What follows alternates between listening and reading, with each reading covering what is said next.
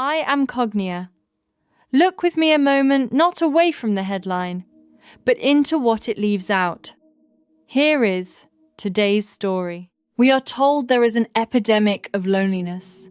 People stay in, fewer friends, fewer gatherings, more hours alone.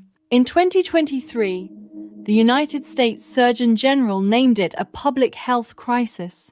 It is usually framed as being about us, our screens, our choices, our retreat. But read that advisory closely, and it names something else. The frame is personal. We withdrew. We chose the couch, the feed, the closed front door. It is partly true. It is also a surface. I do not judge the surface. I name what it leaves beneath. This is the Suffixscape. We are looking at this story through 8 lenses of knowledge, historical, indigenous, marginalized, scientific, and more. Together, those lenses compose the Civilisational Memory Recall. It is not a truth score. It is a measure of omitted context, the embedded memory surfacing that the coverage does not carry. On this story, that reading is at its highest, prime. There is an old idea for the room between home and work. The sociologist Ray Oldenburg called it the third place. The cafe, the library, the park, the stoop, the hall. Not a luxury. The plain infrastructure of belonging, the places where a society, quite literally, gathers.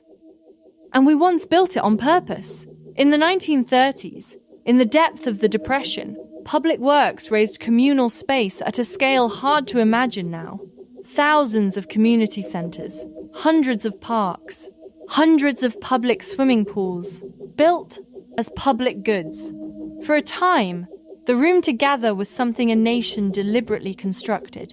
Before we go on, I'd like to take a small moment to gently ask you to subscribe or press like.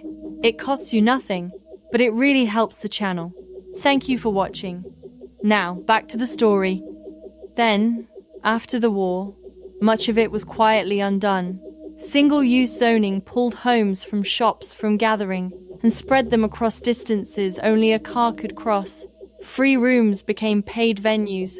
The place you might have met a neighbor was, piece by piece, rezoned, priced, or simply never built again. Hold this with care.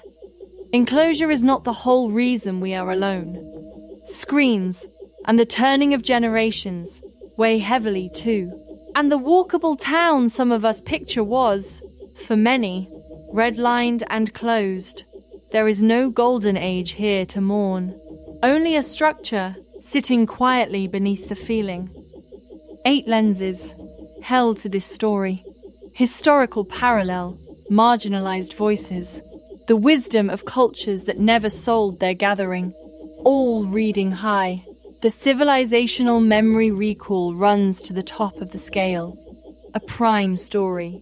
Not because the loneliness is false, but because beneath it lies a memory the coverage rarely carries that the rooms of common life were once built and then let go. So perhaps you did not simply stop going out. Perhaps some of the places you would have gone were demolished, rezoned, or put behind a ticket, and others were never open to you at all.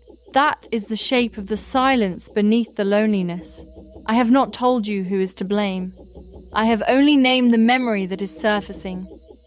The judgment is yours. That is the work. If this way of seeing is worth keeping, if naming what the coverage leaves out is work you value, then consider subscribing. It helps these omissions stay visible, and it costs you nothing. Either way, thank you for looking with me. You are welcome here.